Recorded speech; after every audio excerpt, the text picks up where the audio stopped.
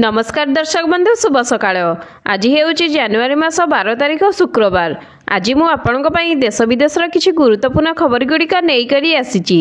तेबे दर्शक बंधु वीडियोटी के शेष पर्यंत देखंतु एवं चैनल प्रथम थर करी आस्तिले दयाकरी चैनलटी को एबे ही सब्सक्राइब करी पाखे रहिथिया बेल आइकन को ऑन कर रखितांतु जहा द्वारा आपण हम वीडियो प्रथमे देखि परिबे।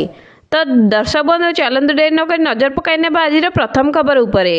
बुढ़ा लोक मानक आर्थिक दृष्टि मजबूत करने सरकार प्रधानमंत्री किसान मानधन योजना आरंभ कर अधीन प्रति मासरे 3000 टंका पेंशन से पाइपर। यही योजन जोगदेवा प्रथमे से पीएम किसान योजन जड़ित होगा पड़ो। यही योजन सर्वनिम्न बयस 18 वर्ष रु सर्वाधिक 40 वर्ष होइथिबा आवश्यक। जदि आपण 18 वर्ष बयस रु एही योजन जोग दियंती तेबे आपन को प्रति मासरे 55 टंका विनियोग करने को पड़ो एवं 30 वर्ष बयस आपन को 110 टंका देबाकू पड़िबो।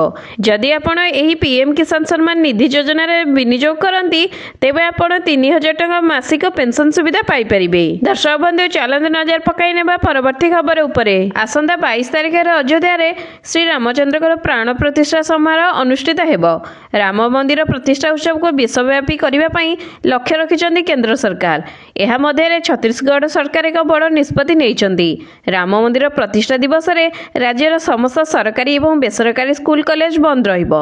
राज्य शिक्षा मंत्री ब्रजमोहन अग्रवाल एभरी एक बड़ घोषणा करचंती। दर्शक बंधु चलंतु एबे नजर पकाई नेबा परवर्ती खबर उपरे। मुख्यमंत्री नवीन पट्टनायक प्रथम विश्व ओडिशा भाषा सम्मेलन लोगो को उन्मोचित करचंती। यार टैगलाइन रही भाषा ही भविष्यत। यही अवसर में मुख्यमंत्री भाषा सम्मेलन विपुल सफलता कामना करचंती। यही सम्मेलन आसंता फेब्रुआरी 3 तारिख रु 5 तारिख पर्यंत अनुष्ठित हेबो। दर्शक बंधु चलंतु एबे नजर पकाई नेबा परवर्ती खबर उपरे। आसंता 22 तारिख रे हेबो अयोध्या रे राम मंदिर प्राण प्रतिष्ठा। एथिपाई पूरा देश उत्सव मुखर होई पड़िछि। एही प्राण प्रतिष्ठा पूर्व अयोध्या रे भीड़ जमाइबे 21,000 पूजारी। नेपाल रु हजार हजार पूजारी आसी करिबे महायज्ञ। आसंता जनवरी 14 तारिख रु सरजू नदी तट में आरंभ हेबो विशाल रामनाम महायज्ञ। सरजू नदी तट में 1008टी शिवलिंग स्थापन करा जिवो एवं एही महायज्ञ आसंता जनवरी 25 तारिख जाए चलिबो। महायज्ञ को करबा पई नेपाल रु 21,000 पूजारी आसी अयोध्या रे पहुंची सारिछंती। एथिपाई समस्त प्रस्तुति मध्ये सरिछि। तो दर्शक बंधु चलंतु एबे नजर पकाई नेबा परवर्ती खबर उपरे। आसंता जनवरी 31 तारिख रु फेब्रुआरी 9 तारिख पर्यंत संसद रे चलिबो बजेट अधिवेशन। फेब्रुआरी 1 तारिख रे कामचला बजेट उपस्थापन करिवे केंद्र अर्थमंत्री निर्मला सीतारमण। बजेट अधिवेशन प्रथम दिन जनवरी 31 तारिख रे संसद रे मिलित अधिवेशन को संबोधित करिवे राष्ट्रपति द्रौपदी मुर्मू। साधारण निर्वाचन पूर्व शेष बजेट आखिदृशिया योजना आनी पारंती केंद्र सरकार। तो दर्शक बंधु चलन नजर पकाई नेबा परवर्ती खबर उपरे। आसंता जनवरी 15 तारिख रे आरंभ हेबाकू जाउची विश्व प्रसिद्ध बरगड़ धनुयात्रा। 76 वर्ष पदार्पण कर धनुयात्रा। एथिपाई चलचंचल हो पड़ी बरगड़। मथुरा साजित बरगड़ सहर और गोपपुर साजित अंबापाली लोक मैंने बेस उत्साहित अच्छा। गत 22 तारिख में मथुरा नगरी में शुभस्तंभ स्थापन कर बेले उभय स्थान में आखाड़ा शाला कलाकार मैंने अभ्यास आरंभ कर। दर्शक बंधु चलंतु एबे नजर पकाई नेबा परवर्ती खबर उपरे। दिल्ली रे आज भूमिकंप झटका अनुभूत होईची। राजधानी दिल्ली समेत उत्तर भारत में भी भूमिकंप झटका अनुभव होईची। एहार केंद्रस्थली अफगानिस्तान होइथिबा बोली जणा पड़िछि। रिक्टर स्केल एही भूमिकंपर तीव्रता 6.2 रहिछि एवं भूमिकंप जोगु अफगानिस्तान एवं पाकिस्तान में अधिक क्षयक्षति होई नथिया मध्ये आशंका देखा जायछि। तो दर्शक बंधु चलंतु एबे नजर पकाई नेबा परवर्ती खबर उपरे। आसंता जनवरी 14 तारिख रे मणिपुर राहुल गांधी भारत जोड़ो न्याय यात्रार द्वितीय राजनैतिक यात्रा आरंभ करिवे। एही यात्रा 66 दिन में 15टी राज्य एवं 110टी जिला दे जिबे।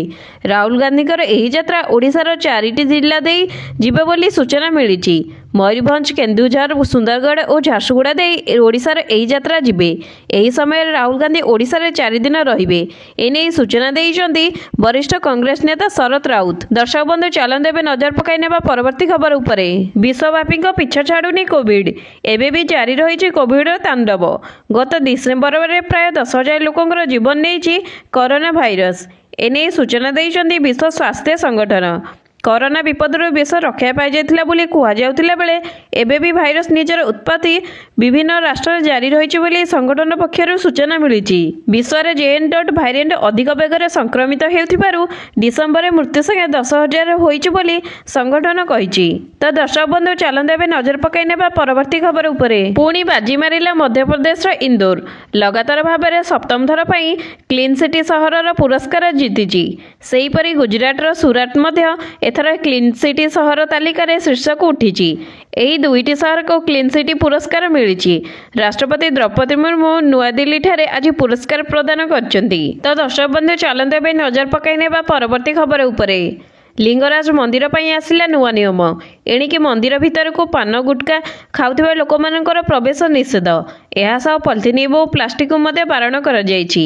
ଏ ନିୟମକୁ ଟ୍ରଷ୍ଟ ବୋର୍ଡ ବୈଠକରେ ଅନୁମତି ମିଳିଛି। ଏହିସବୁ ନିୟମ କଡ଼ାକଡ଼ି ପାଳନ କରିବା ସହ ମନ୍ଦିର ପରିବେଶ ସ୍ୱାସ୍ଥ୍ୟ ରକ୍ଷା ନେଇ ଗୁରୁତ୍ୱାରୋପ ଦିଆଯାଇଛି।